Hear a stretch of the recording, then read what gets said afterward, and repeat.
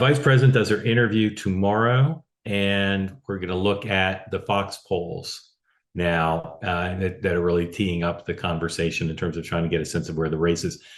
The Trump campaign and some people on Red X have attacked the polls that say they're inaccurate and have raised Fox's past record in some of these battleground states. So I want to look at first the horse race, if we could put that up, please. So you can see they polled the four Sunbelt states. And again, leaving the Trump campaign's denigration of these polls aside, you can look at these as good news for Vice President Harris or bad news. Go ahead and put the poll up, please, if we can. On the one hand, Vice President Harris is doing better in the Sunbelt states than Joe Biden was when he got out of the race. On the other hand, she is not as far ahead in these polls as Hillary Clinton or Joe Biden was in 2020. So up one in Arizona, up two in Georgia, up two in the Silver State, which I never pronounced because I never pronounced correctly, and Trump ahead by one in North Carolina.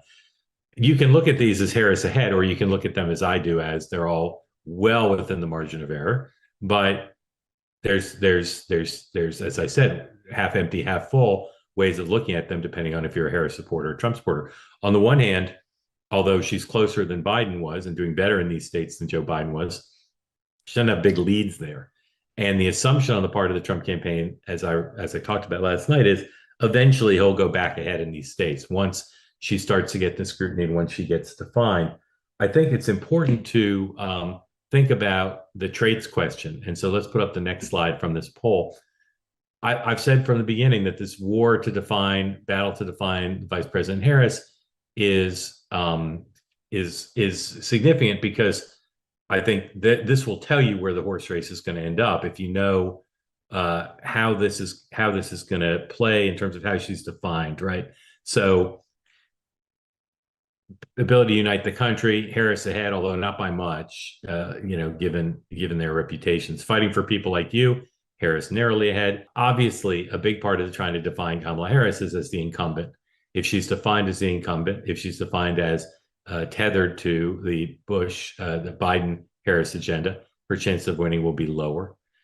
She has narrowed the gap in polling regarding who's best able to handle the economy and immigration compared to where she was, where Joe Biden was.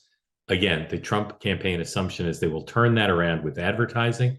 They will turn that around with the debate. They will turn that around with more media scrutiny of Kamala Harris.